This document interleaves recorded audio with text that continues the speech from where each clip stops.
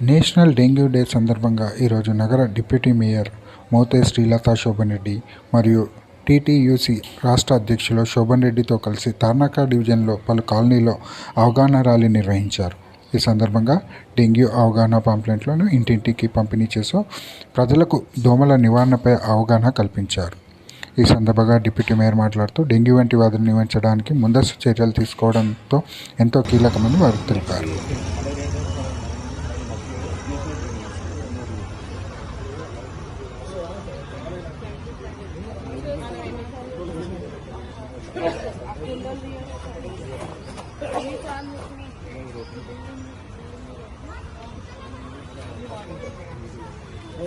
పైన పైకి